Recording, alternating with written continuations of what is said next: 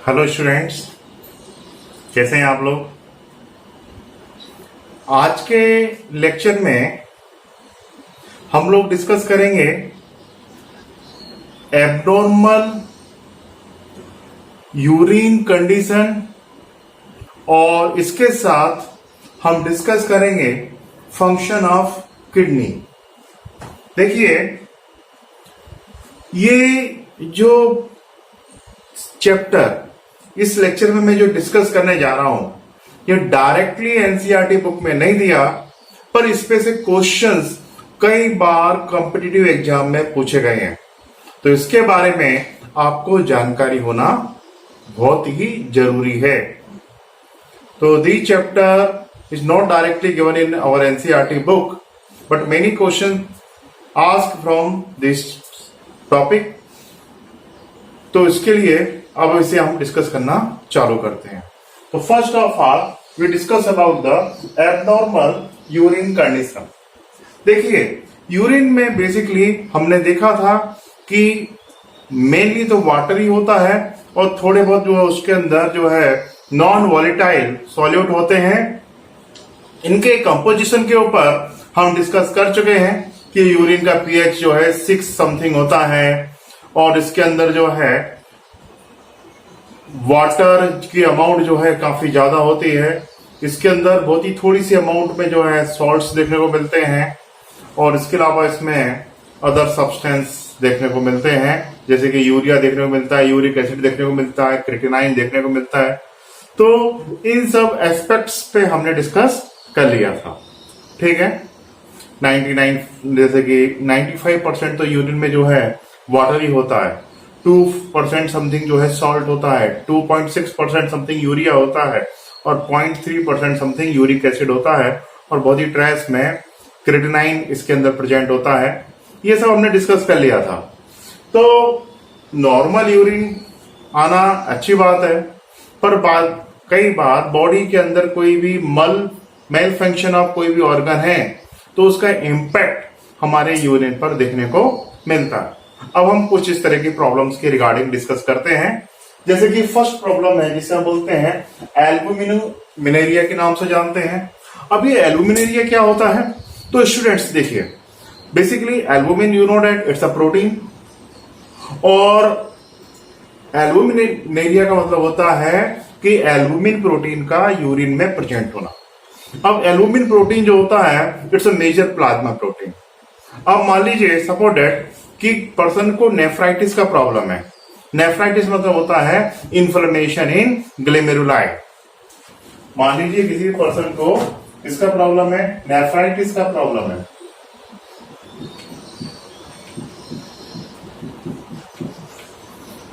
तो नेफ्राइटिस में क्या हो जाता है, इन्फेक्शन इन नेफ्रॉन्स।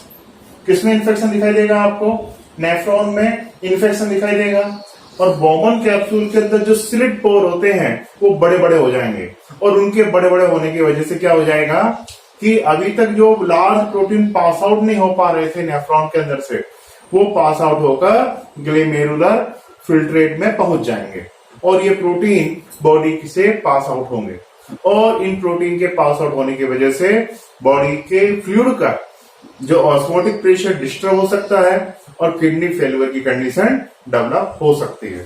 तो कुल मिलाकर एल्बुमिनेरिया का मतलब होता है एल्बुमिन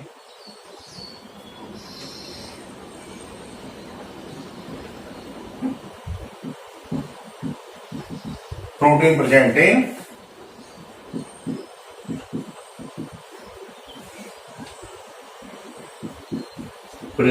यूरिन। यदि यूरिन के अंदर एल्बुमिन प्रोटीन प्रेजेंट है तो इस कंडीशन को हम क्या बोलेंगे, एल्बुमिनुरिया के नाम से जानते हैं। उसी तरह से ग्लाइकोसूरिया। ग्लाइकोसूरिया का मतलब होता है ग्लूकोज प्रेजेंट इन यूरिन।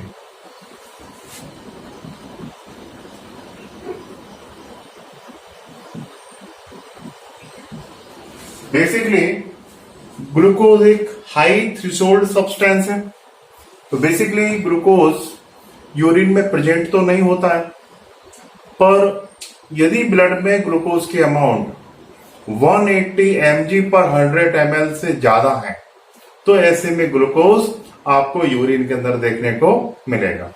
ठीक है, तो ये डायबिटीज मेलिटिस का सिम्टम है। उसके बाद हीमेटोयूरिया, नाम से स्पष्ट है भाई। देखिए, हीमेटोयूरिया मतलब कि ब्लड सेल्स का यूरिन में प्रेजेंट होना, blood cells present in the urine.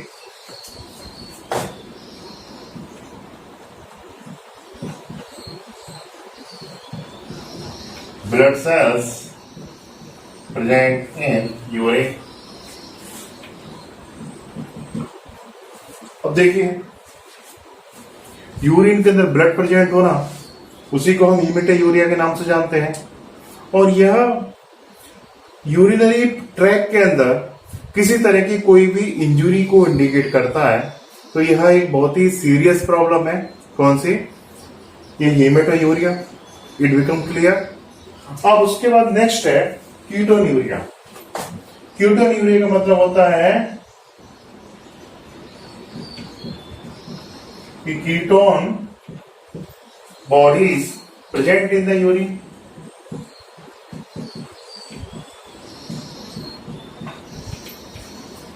तो पहले तो मैं आपको यह बता दूं कि कीटोन बॉडी होती क्या है। देखो students, suppose that if the person suffering from the diabetes mellitus, यदि कोई पर्सन डायबिटीज मेलिटिस से सफर कर रहा है तो उस कंडीशन में उसके ब्लड के अंदर ग्लूकोज की अमाउंट एक्स्ट्रा ऑर्डिनरी हो जाएगी, बहुत ज्यादा हो जाएगी। जब ग्लूकोज की अमाउंट बहुत ज्यादा हो जाती है तो बॉडी में क्या होता है कि एक्सिस ग्लूकोज जो होता है वो कीटोन बॉडी में चेंज होना चालू हो जाता है। और कीटोन बॉडी जो होते हैं it's a very harmful for heart disease, और ये बॉडी में जाकर अदर सीवियर प्रॉब्लम्स को क्रिएट कर सकते हैं। समझ में आया ना? तो बेसिकली देखा जाए तो डायबिटीज शुगर से रिलेटेड प्रॉब्लम ना होकर लिपिड से रिलेटेड प्रॉब्लम बहुत बड़ी है। It become clear. तो यदि कोई पर्सन डायबिटीज मेलिटिस से सफर कर रहा है कोई पर्सन, तो उसकी बॉडी में, उसके यूरिन में ग्लूकोज तो देखने को मिलेगा, अलॉन्ग विद द ग्लूकोज उसकी यूरिन में आपको कीटोन बॉडी भी देखने को मिलेंगे। क्योंकि कीटोन बॉडी का फॉर्मेशन कब हो रहा है? जब ब्लड में ग्लूकोज एक्सिस में प्रेजेंट है। और कीटोन बॉडी जो होते हैं यह हार्ट प्रॉब्लम को इनिशिएट कर सकते हैं, हार्ट प्रॉब्लम को कॉज कर सकते हैं। ठीक है, इट बिकम क्लियर। उसके बाद यदि हीमोग्लोबिन, ब्लड सेल तो प्रेजेंट नहीं है, पर हीमोग्लोबिन यदि ब्लड में प्रेजेंट, यूरिन में प्रेजेंट है, तो उसे हम क्या बोलेंगे? हीमोग्लोबिनोयूरिया के नाम से जानते हैं। तो हीमोग्लोबिनूरिया में क्या होता है कि haemoglobin present in urine.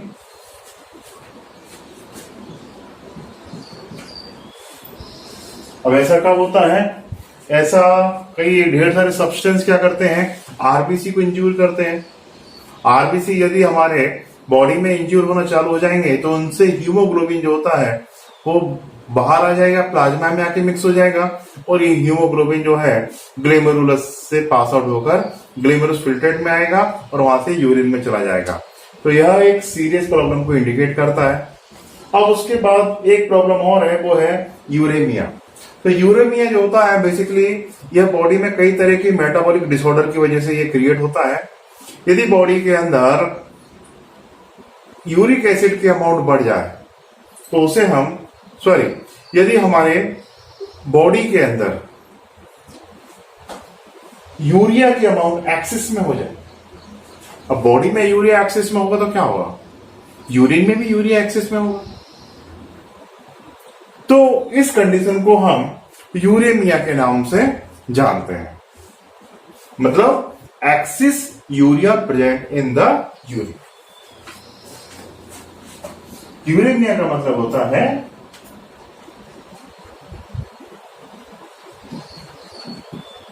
Axis urea present in urine.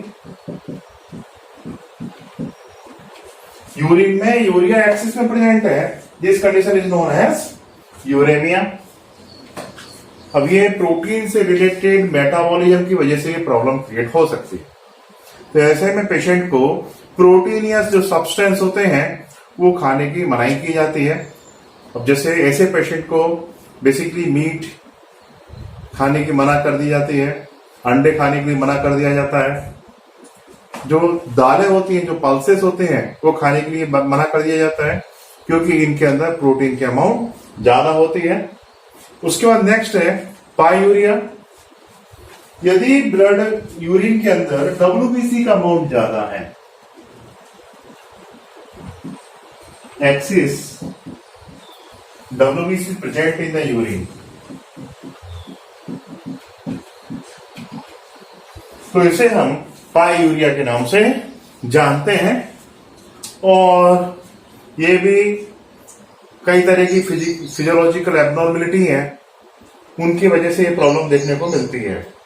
अब इसके बाद नेक्स्ट है पॉलीयूरिया या डायूरिया। तो डायूरिया पॉलीयूरिया का मतलब होता है कि एक्सिस यूरिन पास आउट करना। जैसे मान लीजिए कि एवरेज जो है 24 आवर्स में 1.5 लीटर यूरिन कोई भी पर्सन पास आउट करता है।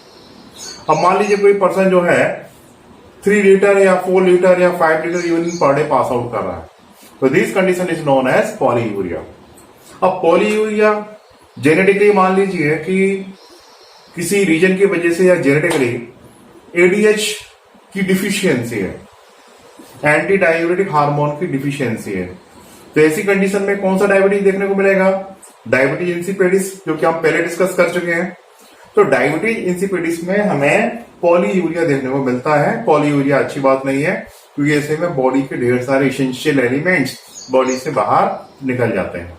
ठीक है, कुछ सब्सटेंस ऐसे होते हैं जो यूरिन के अमाउंट को बढ़ाते हैं। ऐसे सब्सटेंस को हम डायूरेटिक सब्सटेंस के नाम से जानते हैं। जैसे कि हमारे चाय, कॉफी, इस तरह के जो सब्सटेंस होते हैं ये यूरिन की वॉल्यूम को, उसकी अमाउंट को इंक्रीज करने का काम करते हैं। ठीक है, तो पॉलीयूरिया का मतलब होता है एक्सिस यूरिन फॉर्मेशन।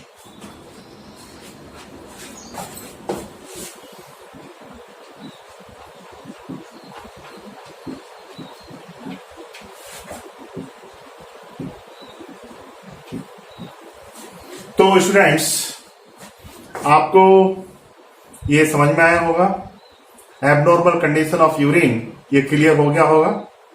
इसमें किसी तरह का कोई कंफ्यूजन तो नहीं है। अब इसके बाद हम डिस्कस करेंगे function of kidney. Thank you students.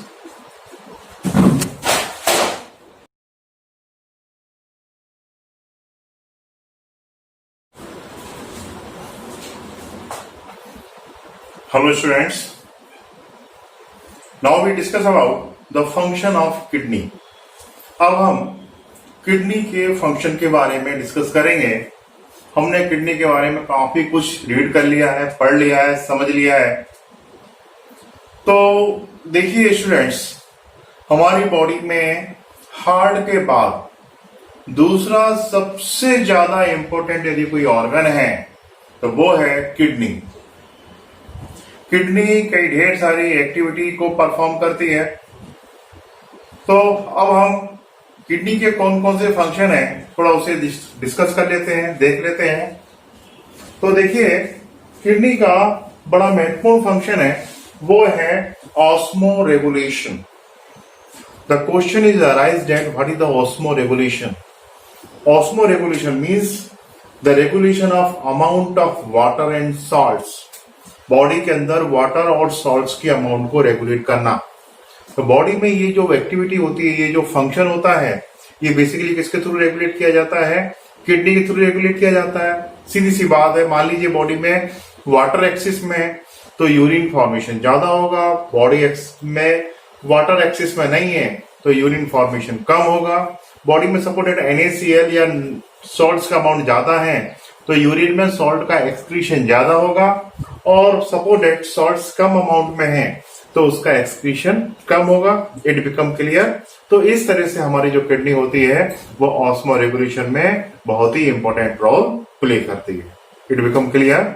इसलिए मैं हमेशा कई बार बोलता रहा हूं कि हमारी बॉडी के जो भी एक्सक्रीटरी स्ट्रक्चर होते हैं, कोई भी ऑर्गेनिज्म हो, फॉर एग्जाम्पल प्लेटीहेल्मिन्थेस को लेकर डिस्कस करें तो उसकी बॉडी में फ्लैम सेल्स हैं, तो वो फ्लैम सेल्स एक्सक्रीशन तो करेंगे करेंगे, पर उसके साथ ही साथ वो ऑस्मो रेगुलेशन में भी हेल्प करेंगे। It become clear? समझ में आ गया आपको? दूसरा, हमारी किडनी का दूसरा जो बड़ा महत्वपूर्ण फंक्शन है वो है elimination of nitrogenous waste. Body में दूसरे मटेरियल को बॉडी से बाहर निकालने के लिए कोई बहुत ज्यादा परेशानी नहीं पड़ती। सबसे ज्यादा परेशानी पड़ती है नाइट्रोजनस वेस्ट को बॉडी से बाहर निकालने में। और हमारी बॉडी में ये जो वर्क है ये बेसिकली किडनी के थ्रू परफॉर्म किया जाता है। सभी एनिमल में किडनी के थ्रू परफॉर्म किया जाए, इट इज नॉट एसेंशियल। जैसे फॉर एग्जांपल हम एक्वेटिक एनिमल जैसे फिश को लेके बात करें तो फिश में जो नाइट्रोजनस वेस्ट को जो एक्सक्रीट किया जाता है, एलिमिनेट किया जाता है, वो किडनी से तो काफी कम किया जाता है, गिल के थ्रू ज्यादा किया जाता है। तो वहां पर ये जो वर्क होता है, इस वर्क को कौन जो है परफॉर्म कर रहा है? मेनली गिल्स परफॉर्म करते हैं। पर हमारी बॉडी में इसे कौन परफॉर्म करता है? ये किडनी के थ्रू ही परफॉर्म होता है। It become clear? ये तो समझ में आ गया। अब उसके बाद बॉडी के अंदर पीएच को मेंटेन करके रखना। देखो, बॉडी के अंदर हमारा जो बॉडी फ्लूइड होता है, जो ब्लड होता है, वो एक तरह से बफर सॉल्यूशन होता है। एक तरह से बफर सॉल्यूशन है, मतलब कि उसमें थोड़ा सा भी एसिडिक चेंज हो, बेसिक चेंज हो, तो उसमें कोई विशेष फर्क देखने को नहीं मिलता है। बट अब बॉडी के अंदर यदि सॉल्ट रेगुलेशन प्रॉपर होगा तो एसिड बेस बैलेंस मेंटेन रहेगा। हमारे देखते हैं कि हमारी किडनी के अंदर पीसीटी और डीसीटी पर जो इलिमिनेशन ऑफ हाइड्रोजन आयन होता है या इलिमिनेशन ऑफ जो प्रोटॉन होता है, वो बेसिकली पीएच को मेंटेनेंस करने के लिए होता है। तो पीएच को मेंटेनेंस करने में हमारा जो किडनी है it is plays a very important role. उसके बाद maintenance of the salt content. जैसे मान लीजिए हमारी बॉडी में सोडियम की अमाउंट ज्यादा हो गई, सॉल्ट की अमाउंट ज्यादा हो गई, या सॉल्ट की अमाउंट कम है, तो उसे भी मेंटेनेंस करने में किडनी इंपॉर्टेंट रोल प्ले करती है। सॉल्ट की अमाउंट के ऊपर बेसिस के ऊपर जो कंट्रोल किया जाता है वो एएनएफ, आर्टेरियल नेट्री यूरेटिक फैक्टर के थ्रू कंट्रोल किया जाता है। It become clear? तो ये फैक्टर ज्यादा रिलीज होगा तो सोडियम NaCl का सिक्रीशन ज्यादा होगा, और ये कम सिक्रीट होगा तो NaCl का सिक्रीशन भी कम होगा। समझ में आया ना? तो जो सॉल्ट का बॉडी के अंदर जो कंटेंट है उसे रेगुलेट करने में किडनी इंपॉर्टेंट रोल प्ले करती है। हम लोगों की किडनी में यह फंक्शन इतना ज्यादा महत्वपूर्ण नहीं होता है, पर हमारे जो मरीन एनिमल है उनकी किडनी में यह बहुत ही प्रोडोमिनेंट फंक्शन होता है। तो उनकी किडनी जो है इस फंक्शन को बहुत ज्यादा करना पड़ता है, और उनकी किडनी इस एक्टिविटी को करने के लिए एडॉप्टेड होती हैं। उसके बाद रिमूवल ऑफ अदर सब्सटेंस। कई ढेर सारे सब्सटेंस ऐसे हैं जो बॉडी के लिए एक लिमिट तक तो अच्छे हैं पर उसके बाद हार्मफुल है। सपोज दैट हमारी बॉडी में वाटर सॉल्युबल विटामिन का कंटेंट बढ़ गया, तो एक लिमिट से ज्यादा होना बॉडी के लिए हार्मफुल है। उनको बॉडी से बाहर कौन निकालेगा? किडनी निकालेगी। अब जैसे फॉर एग्जांपल कोई डायबिटिक पर्सन है, शुगर की अमाउंट बॉडी में बहुत ज्यादा बढ़ गई, तो शुगर के अमाउंट को रेगुलेट कौन करेगा? किडनी करेगी ना। यूरिन में शुगर ज्यादा पास आउट होगा।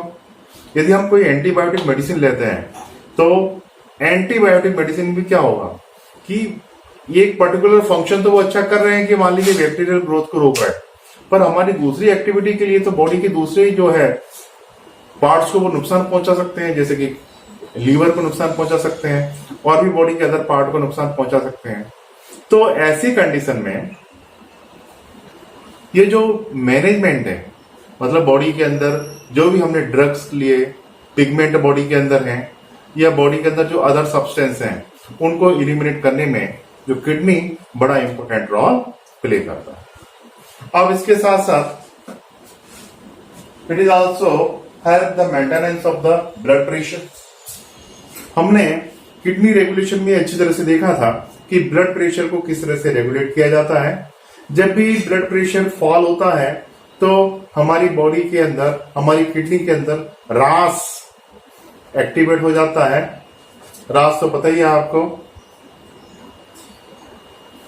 रेनिन,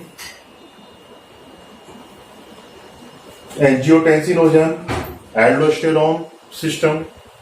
अब ये सिस्टम क्या करता है कि ब्लड प्रेशर को मेंटेनेंस करने में हेल्प करता है। इसके साथ साथ हमारे हार्ट के आर्ट्रिया से सिक्रीट होने वाला हार्मोन जिसे कि हम ANF के नाम से जानते हैं, आर्ट्रियल नाइट्रियूरेटिक फैक्टर के नाम से जानते हैं, यह भी ब्लड प्रेशर को रेगुलेट करने में इंपॉर्टेंट रोल प्ले करता है। उसके बाद नेक्स्ट है होम्योस्टेसिस। होम्योस्टेसिस का मतलब होता है बॉडी के अंदर एक यूनिफॉर्म इन्वायरमेंट मेंटेन करके रखना। देखो, ऑस्मो रेगुलेशन का मतलब होता है कि बॉडी के अंदर वाटर और मिनरल की अमाउंट को कंट्रोल करके रखना। बॉडी का जो फ्लूइड है उसका जो ऑस्मोटिक प्रेशर है उस ऑस्मोटिक प्रेशर को मैनेज करके रखना। जबकि होम्योस्टेसिस का मतलब होता है कि बॉडी के अंदर एक यूनिफॉर्म इन्वायरमेंट को मेंटेन करके रखना। तो वो वर्क जो होता है उसमें हमारी किडनी बड़ा महत्वपूर्ण रोल प्ले करती है। उसके बाद सिक्रीशन ऑफ रेनिन। हम अच्छी तरह से जानते हैं कि हमारी जो किडनी में जो नेफ्रॉन्स में एफरेंट आर्टरियोल्स हैं और डीसीटी के कुछ सेल्स, ये दोनों ही सेल्स सेंसिटाइज होकर एक स्पेशल एपरेटस का फॉर्मेशन करते हैं जिसे कि हम जेस्ट्रा ग्लोमेरुलर एपरेटस के नाम से जानते हैं, या जे एपरेटस के नाम से, जी एपरेटस के नाम से जानते हैं। तो ये जो एपरेटस है, ये एपरेटस से एक एंजाइम सिक्रीट होता है जो कि हार्मोन की तरह वर्क करता है। वो कौन सा है? रेनिन। अब यहां पर थोड़ा सा आप स्पेलिंग में कंफ्यूज मत होइए, क्योंकि स्टमक में जो एंजाइम सिक्रीट होता है उसको इस तरह से स्पेल किया जाता है कि RENNIN, और हमारे किडनी में जो रेनिन सिक्रीट होता है उसको किस तरह से स्पेल किया जाता है? RENIN। It become clear? तो रेनिन जो होता है, रेनिन हमारे रास के अंदर बड़ा इंपॉर्टेंट रोल प्ले करता है, क्योंकि लीवर से जो एंजियोटेंसिनोजन जो सिक्रीट होता है उसको एंजियोटेंसिनोजन फर्स्ट में जो कन्वर्ट करने का जो वर्क करता है वो कौन वर्क करता है? रेनिन वर्क करता है। तो रेनिन क्या कर रहा है कि लीवर ने जो एंजियोटेंसिनोजन को सिक्रीट किया है उसको एंजियोटेंसिन फर्स्ट में कन्वर्ट कर रहा है। यदि ये प्रोसेस नहीं होगी, रेनिन का सिक्रीशन नहीं होगा, तो किडनी फंक्शन को रेगुलेट करने वाली जो मैकेनिज्म है जिसे कि हम रास के नाम से जानते हैं, तो वो इनिशिएट ही नहीं हो पाएगी। उसके बाद है इरिथ्रोपोइटिन का प्रोडक्शन करना। यह बहुत ही महत्वपूर्ण एक्टिविटी है। देखिए, erythropoietin is responsible for the erythropoiesis. तो इरिथ्रोपोइटिन जो होता है वो इरिथ्रोपोइसिस के लिए रिस्पॉन्सिबल होता है। एक्चुअली ये जो हार्मोन है इरिथ्रोपोइटिन, ये इरिथ्रोपोइसिस को स्टिमुलेट करता है, मतलब आरबीसी फॉर्मेशन को स्टिमुलेट करता है। अब सपोज डेट किसी की किडनी फेल हो गई तो हम उसे डायलिसिस पे लंबे समय तक रखेंगे, पर उसकी बॉडी में इरिथ्रोपोइटिन का प्रोडक्शन नहीं हो रहा है, तो धीरे धीरे क्या होगा, उसकी बॉडी के अंदर जो है आरबीसी काउंट धीरे धीरे फॉल होता जाएगा, डाउन होता चला जाएगा, उससे पर्सन की डेथ हो जाएगी। तो हम किसी भी पर्सन को बहुत लंबे समय तक डायलिसिस पे नहीं रख सकते हैं, उसके लिए किडनी ट्रांसप्लांटेशन जरूरी हो जाता है। ठीक है, क्यों? क्योंकि उसकी बॉडी में इरिथ्रोपोइसिस का प्रोडक्शन नहीं होगा। इरिथ्रोपोइटिन जो होता है यह एक ऐसा हार्मोन होता है जो कि आरबीसी फॉर्मेशन को इनिशिएट करता है, और ये हार्मोन नहीं होगा तो आरबीसी का फॉर्मेशन भी नहीं होगा, और आरबीसी का फॉर्मेशन नहीं होगा तो आपको पता है सर्वाइवलिटी पॉसिबल नहीं है। तो इतने सारे महत्वपूर्ण फंक्शन जो होते हैं वो सब किडनी के थ्रू परफॉर्म किए जाते हैं। इसलिए हमने आपको बोला कि हार्ट के बाद हमारी बॉडी का दूसरा जो सबसे महत्वपूर्ण स्ट्रक्चर है वो हमारा कौन सा है? किडनी। आई होप दैट आपको ये लेक्चर समझ में आया होगा। किसी तरह के कोई भी आपको डाउट्स हैं तो वो मुझसे पूछ सकते हैं। इसके साथ साथ बायोलॉजी को कंटिन्यू पढ़िए, ये चैप्टर बहुत ही इंपॉर्टेंट है। एग्जामिनेशन में हर साल 2 या 3 क्वेश्चन इस चैप्टर में से हमेशा पूछे जाते हैं, इसलिए इसका वेटेज बहुत ही ज्यादा है। और जहां तक ह्यूमन फिजियोलॉजी की बात है, ह्यूमन फिजियोलॉजी में डिफिकल्ट लेवल के क्वेश्चन ज्यादा आते हैं, एनालिसिस बेस्ड क्वेश्चन ज्यादा आते हैं। तो आपको किसी भी कंसेप्ट को रटना नहीं है, उसे समझते हुए जाना है। थोड़ा सा टफ जरूर हो सकता है, पर आप इंटरेस्ट लीजिए। If you are interested then everything is interesting. बस आपका इंटरेस्ट उस पर्टिकुलर फील्ड में होना चाहिए। तो biology is a very important subject for NEET examination. 50% का बायोलॉजी आना है, तो इसको केयरफुली पढ़िए, रेगुलर पढ़िए, और जो भी डाउट्स हैं वो पूछिए। कई बार कुछ चीजें एक बार वीडियो देखने से याद नहीं रहती हैं, तो बार बार उसे देखिए, थोड़ा सा टाइम मैनेज कीजिए। Thank you.